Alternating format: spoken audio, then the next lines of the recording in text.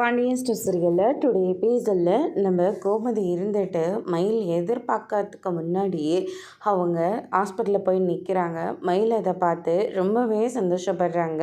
அதுக்கு அடுத்தது பார்த்திங்கன்னா குழந்தைய பற்றியெல்லாம் கோமதி விசாரிச்சிட்ருக்காங்க. எப்படி இருக்குது என்ன ஏது அப்படின்னு சொல்லிட்டு. குழந்தை எல்லாமே ரொம்பவே நல்லா இருக்குது. அதே மாதிரி இவங்களையும் கொஞ்சம் நல்லா சேஃபாக பார்த்துக்கோங்க அப்படின்ற மாதிரி சொல்லிடுறாங்க. இதை கேட்டோன்னே கோமதியும் சரிங்க டாக்டர் அப்படின்ற மாதிரி சொல்லிட்டு கேன்டீன் எங்கேயாவது இருக்காமா, போய் ஏதாவது சாப்பிட்றியா அப்படின்னு சொல்லிட்டு கேட்குறாங்க. இல்லைத்த, எனக்கு எதுவும் வேண்டாம் அப்படின்ற மாதிரியே சொல்லிடுறாங்க. நான் நிஜமாவே நீங்களாம் இங்கே வருவீங்கன்னு நான் கொஞ்சம் கூட எதிர்பார்க்கவே இல்லை. இது நம்ம வீட்டோட வாரிசுமா, நான் எப்படிமா வராமல் இருக்க முடியும்? அதனால தான் இங்கே வந்தேன். அது மட்டும் கிடையாது, குழந்தைய நீ மட்டும்தான் தனியாக வளர்க்கணுன்றது எந்த அவசியமும் இல்லை. நாங்களும் குழந்தைய பார்த்துக்கலாமா?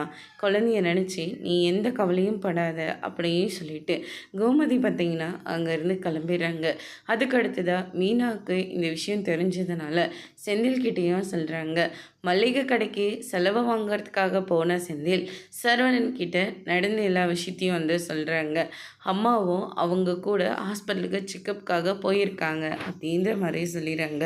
இதை கேட்டோன்னே சரவணன் இருந்துட்டு ரொம்பவே கோவப்பட்டு நேராக வீட்டுக்கு கோமதி கிட்ட சத்தம் போடுறாங்க. நீ ஏம்மா அவள் பக்கம் போயிட்டீங்க? நான் ஒன்றும் அவள் பக்கம் போகலையே, ஹாஸ்பிட்டலுக்கு செக்கப்புக்கு தானே போயிட்டு வந்தேன் அப்படின்ற மாதிரி சொல்லிடுறாங்க.